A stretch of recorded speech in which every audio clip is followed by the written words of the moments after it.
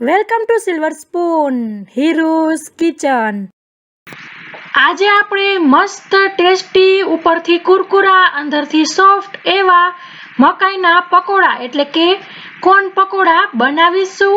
મિત્રો તમે જોતાની સાથે જ ઘરમાં કોણ હશે તો બનાવવા કિચનમાં દોડી જશો, એટલા સરસ આ પકોડા બને છે। અને મેઇન વાત એ છે કે આ પકોડા તેલ સહેજ પણ પીતું નથી। તો ચાલો ફ્રેન્ડ્સ, મોડું કર્યા વગર જોઈ લઈએ કોર્ન પકોડા કેવી રીતે બનાવવા તેની રેસીપી। સૌથી પહેલા આપણે 2 મકાઈ લેશું। મેં અહીં કાચી જ મકાઈ લીધેલી છે, સહેજ પણ તેને બાફી કે પકાવી નથી, અને બંને અમેરિકન મકાઈ લીધેલી છે। અને પછી આપણે તેના દાણા કાઢીશું। તો દાણા કાઢવા માટે તમે આવી રીતે જે કોર્નના દાણા કાઢવા માટેનું મશીન આવે છે તે પણ લઈ શકો છો, અથવા તો ચપા વડે તમે આવી રીતે સ્ક્રેપ કરીને દાણા કાઢી શકો છો।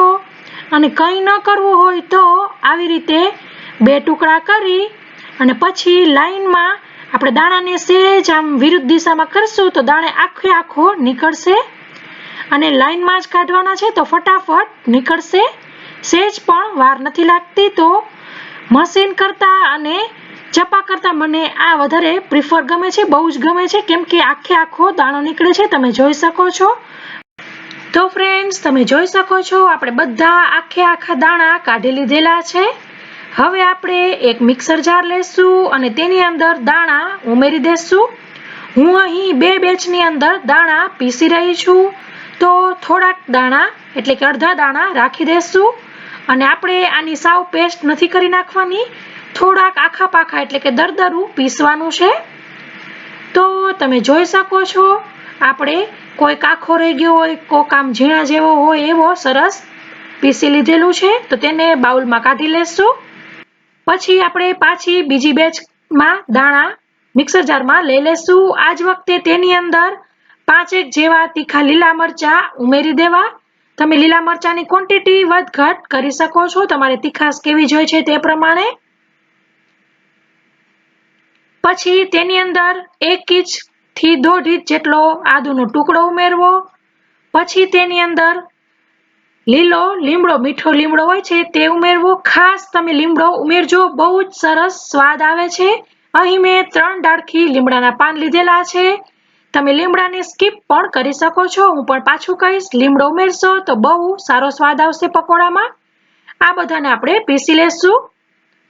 તો આપણે પીસી લીધેલું છે તેને પણ આખા પાખું જ રાખવાનું છે, તેને પણ બાઉલમાં લઈ લેશું। પછી આપણે તેની અંદર ઉમેરીશું 1/4 કપ સૂજી। મિત્રો અહીં મેં જે મોટી વાળી સૂજી આવે છે તે લીધી છે, પણ તમે ઝીણી પણ લઈ શકો છો। પછી તેની અંદર આપણે 1/4 કપ ચોખાનો લોટ ઉમેરીશું। બાય ચાન્સ તમારી પાસે ચોખાનો લોટ ન હોય તો તમે મમરા અથવા તો સફેદ પૌવા આવે છે, બટેકા પૌવાના પૌવા, તેને પીસીને પણ ચાળીને લઈ શકો છો। પછી તેની અંદર આપણે 2 કપ ચણાનો લોટ ઉમેરીશું। મિત્રો તમારે અહીં ચોખાનો લોટ અને સૂજી ન ઉમેરવી હોય અને માત્ર ચણાના લોટના બનાવવા હોય તો તમે તેમ પણ કરી શકો છો, પણ તમે તે સૂજી અને ચોખાનો લોટ ઉમેરશો તો બહુ જ સરસ ઉપરથી ક્રિસ્પી, અંદરથી સોફ્ટ, અને સાથે જે આપણે તેલમાં તળીશું ત્યારે તેલ સહેજ પણ આપણા પકોડા નહીં પીવે। પછી આપણે તેની અંદર 1/4 ટીસ્પૂન હળદર, 1/2 ટીસ્પૂન મરી પાવડર તાજો જ કૂટેલો છે, 1 ટીસ્પૂન ચીલી ફ્લેક્સ તમારે ન ઉમેરવા હોય તો તમે સ્કીપ કરી શકો છો, એની બદલે લાલ મરચું પણ ઉમેરી શકો છો। સ્વાદ મુજબ મીઠું હું અહીં 1/2 ટીસ્પૂન ઉમેરી રહી છું, પણ તે વધઘટ કરી શકો છો તમે સ્વાદ મુજબ। પછી તેની અંદર 1/4 કપ કોથમીર એટલે કે ધાણા, તેને ઉમેરીને સરસ આપણે મિક્સ કરી લેશું। પછી આપણે ધીરે ધીરે પાણી ઉમેરીને આપણે મિક્સ કરીશું। તો આવી રીતે ખાસ ધ્યાન રાખવાનું છે, ધીમે ધીમે જ પાણી ઉમેરવાનું છે, ઢીલું ન થઈ જાય તેનું ખાસ ધ્યાન રાખવું।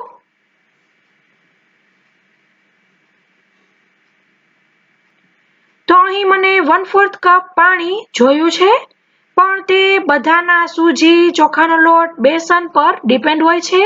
સાથે કોનમાં કેટલો રસ છે તેના પર પણ આધાર રાખે. તો આપણે બધું સરસ મિક્સ કરી લેશું. તો હવે આપણે આ પકોડાનું બેટર જે બનાવ્યું છે તે ચાખી લેશું. જે આપણે દાળ વડા કે કરી તેના જેવું આપણે બેટર બનાવવાનું છે. તો મિત્રો આપણું બેટર સરસ મિક્સ થઈ ગયું છે. હવે આપણે તેને 15 મિનિટ માટે રેસ્ટ આપીશું, જેથી સૂજી અને જે ચોખાનો લોટ ને બધું છે તે બધું સરસ ફૂલી જાય અને એકદમ પરફેક્ટ આપણું બેટર બની જાય. તો મિત્રો મેં અહીં 15 મિનિટ માટે રેસ્ટ આપી દીધો છે અને તમે જોઈ શકો છો બેટરની થિકનેસ કેવી છે.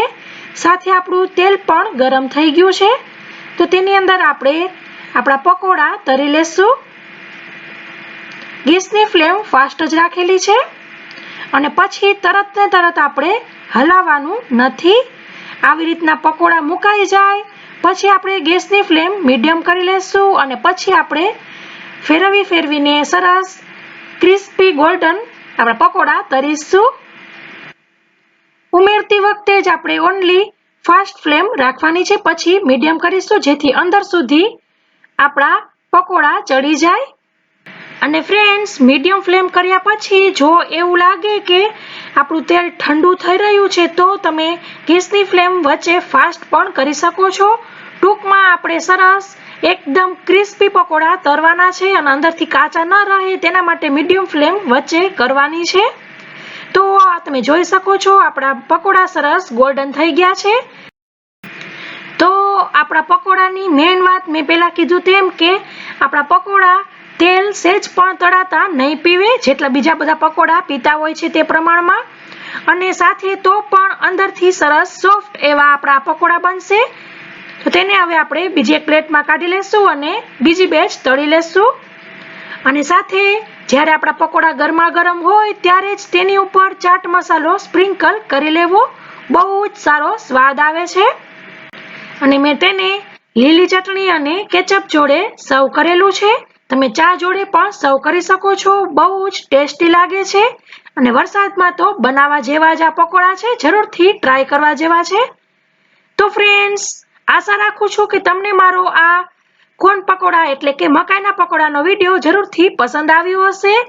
પસંદ આવ્યો હોય તો લાઈક કરજો, તમારા ફ્રેન્ડ ઓર ફેમિલી સર્કલમાં શેર કરજો અને સાથે મારી ચેનલ સબસ્ક્રાઇબ ન કરી હોય તો જરૂરથી સબસ્ક્રાઇબ કરી બાજુમાં આપેલા ઘંટડી બટન ઉપર ક્લિક કરજો, જેથી હું જ્યારે નવી રેસીપી અપલોડ કરું ત્યારે તમને ઇન્સ્ટન્ટ નોટિફિકેશન મળે.